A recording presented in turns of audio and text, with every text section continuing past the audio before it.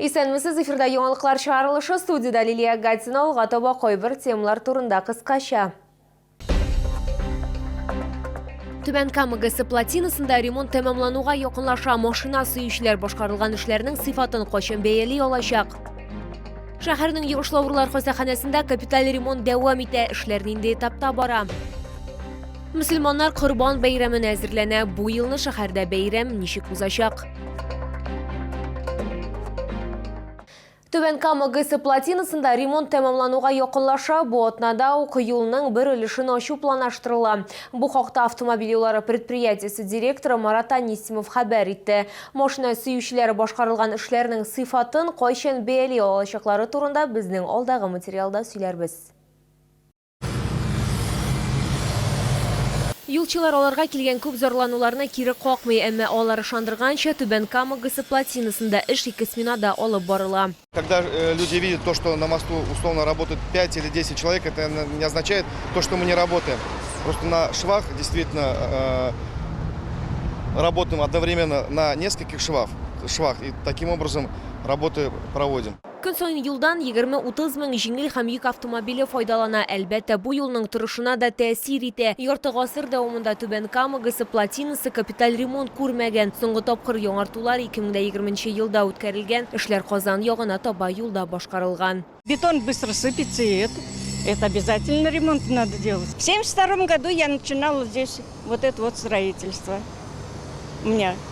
И делала закладные, лазила на высоте. Вот сами видите, какая это высота. Быел асфальт-бетонның үске катламын фрезерлау алу буенча эшләр башкарылган. Плотинаның бар буена 38 деформация җипләре бар, шуларның 13-і ремонтланырга тиеш. Моннан тыш юлчылар яңгыр кыюларын да монтажлыйлар. Күпердә агымдагы ремонт 19 июньдә башланды. Юлчылар машина йөртүчеләрдән бураз сабыр булуларын сорыйлар. Бу җомга көнне үк Түбән Кама ГЭС плотинасында Казан ягына юл ачылачак. Лилия Гатина, Эльмира Гайнетдинова, Ленар Султанов, яңалыклар.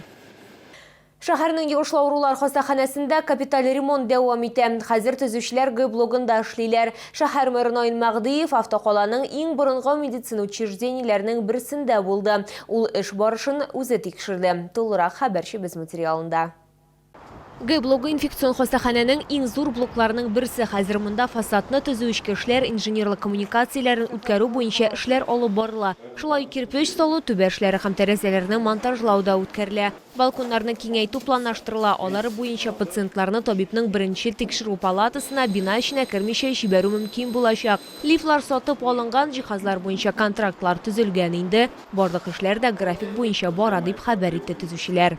Палаты рассчитаны на 2 койки, и можно увеличиться до 4 коек здесь.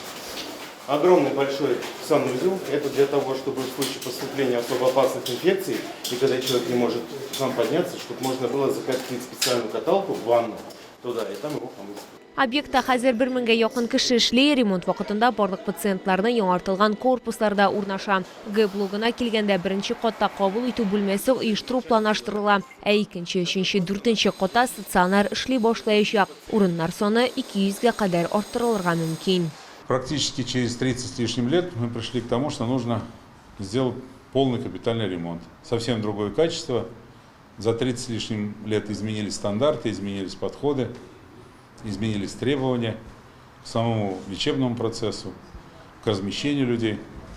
Поэтому нужно соответствовать всем тем новым современным требованиям и стандартам, которые сегодня действуют в Российской Федерации и в Республике Татарстан. Ремонт эшләре тәмамланганнан соң янәшәдәге территорияләрне дә төзекләндерү планлаштырыла. Зур медицина учреждениесе 2018 елдан бирле яңартыла. Бу вакыт эчендә төзүчеләр барлык корпусларны этаплап үзгәртәләр. Бинаның гомуми мәйданы 30 000 квадрат метрны тәшкил итә. Ярчалдан тыш хастаханә шулай ук миллионнан артык кеше яшәгән күрше районнарга да хезмәт күрсәтә. Лилия Гатина, Ленар Султанов, яңалыклар.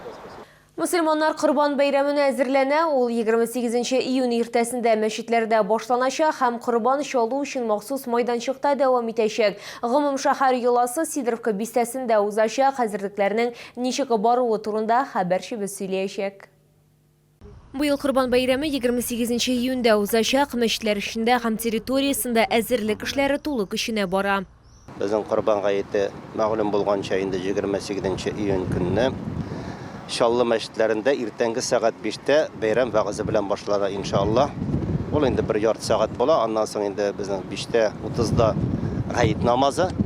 G'ayit namozi o'tilgandan so'ng xutba, Qur'on o'qib duo qilamiz inshaalloh. Shuning bilan masjidda bo'lgan ulushi tamomlanacak. Ham saat 6-da biz endi e'lon etdik. Saat 6-da Şallı yerligində endi Qurbon şallıga ruxsat etiladi. Hozirgi vaqtda o'zlashtirilgan Qurbon sholu uchun maxsus maydonchiqni әзерләү эшләре tamomlangan. Sholda hayvonlarni 28-30 iyun kunlarında Sidirovka bistəsində Elekege it kombinаты rayonunda суярга mümkün bulacak. Bu yıl Olabuğa, Zey, Oqtanış һәм Toqay rayonlarından 5000 boş hayvan китерү көтелә. Малларның кертүенә алар карантинга куелырга тиеш, 30 көн алдан карантинга куелырга тиеш, аларның бруцеллезга каннары тикшерелергә тиеш. Һәм инде bütün vaksinasiyalar против особо опасных болезней karşı yığışlı işlere karşı alan bütününe vaksinasiya ülkelerге тиеш. Һәм инде кертергән мал башы идентификацияланган булырга тиеш. Шәһәрдә саперлар һәм кинологлар Корбан бәйрәме узачак урында шартлаткычлар булу-булмавын алдан тикшерәчәк. Бу хакта мэриядә аппарат киңәшмәсе вакытында билгеле булды. Бәйрәм көннәрендә саперлар тәүлек әйләнәсе дежур торачак. Моннан тыш гражданнарга керү контроль пункт җиһазлары аша башкарылачак. Учитывая опыт прошлых лет, участие в данных мероприятиях могут принять более 4000 верующих. В период подготовки и проведения мусульманского праздника Курбан-Байрам Управлением МВД России по городу Набережные Челны проводится комплекс мер, направленных на обеспечение правопорядка и безопасности, недопущение совершения на территории города террористических актов и экстремистских проявлений. Моннан тыш җәмәгать тәртибен һәм юл хәрәкәте иминлеген тәэмин итү полиция, Росгвардия, муниципаль хезмәткәрләр һәм шәхси сак оешмалары хезмәткәрләре җәлеп ителәчәк. Күп санлы кешеләр катнашында бәйрәм намазлары шәһәрнең 15 мәчетендә узачак. Лилия Гатина, Сергей Вильданов, Ленар Султанов, Яңалыклар. Шолы халкы Белгород өлкәсендә яшәүчеләргә гуманитар ярдәм җыюны дәвам итә. Анда кечкенәдән алып олысына кадәр балалар бакчасында тәрбияләнүчеләр һәм балаларның әти-әниләре дә катнаша. Тулырак хәбәрчебез материалында. Бүген Дмитрий Захаров Шолы халкына рәхмәт белдерер өчен гуманитар ярдәм җыю пунктына килде. Ирод гаиләсе белән бергә Чебекинадан автоколага катлаулы тормыш хәле аркасында күченгән, ләкин вакытлыча гына. Я свое детство здесь провел. Здесь недалеко родилась моя мать. Здесь работали бабушка с дедушкой на КамАЗе. Здесь есть кому поддержать нас. Нас обустроили. И вот сейчас волонтеры, соседи новые нам помогают. Шолы халкы авыр тормыш хәлендә калган Белгород өлкәсенең башка кешеләренә дә ярдәм итә. Аларга шулай ук балалар бакчалары хезмәткәрләре һәм тәрбияләнүчеләре, сабыйларның әти-әниләре дә ярдәм итәргә карар кыла. Бу бакчаны ишеткәч, безнең яшәүче кешеләр, ата-аналар, балалар да катнашырга бик уйладылар. Аларга бу ошады. Алар күбрәк инде балалар бакчасы булгач, балалар товарлары алып килделәр. 1-2 көн эчендә җыйдык. Гуманитар ярдәм тартмалары бик күп иде. Барлык кабинетлардан да посылкалар җыелган. Барлык товарларны, шулай ук продуктларны тартмаларга тутырганнар. Машина гуманитар ярдәм тартмалары белән тулы иде. Җыю пункты хәзер Нур яшьләр үзәгендә булачак. Лилия Гатина, Эльмира Гайнетдинова, Кирилл Хабзей, Яңалыклар. Бу сезгә җиткерәсе соңгы мәгълүматыбыз иде. Мин Лилия Гатина сезнең белән сау булашам һәм киләсе бәйрәмнәр белән тәбрик итәм.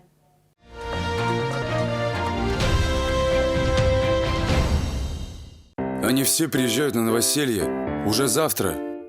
Порой очень быстро нужно что-то такое. В любой непонятной ситуации заходите на Казань-Экспресс. Какое все классное. Ты открываешь. Казань-Экспресс. Выгодные покупки быстрее, чем за сутки. Сетевая дрель-шуруповерт от Кёльнер за 1599. Казань-Экспресс.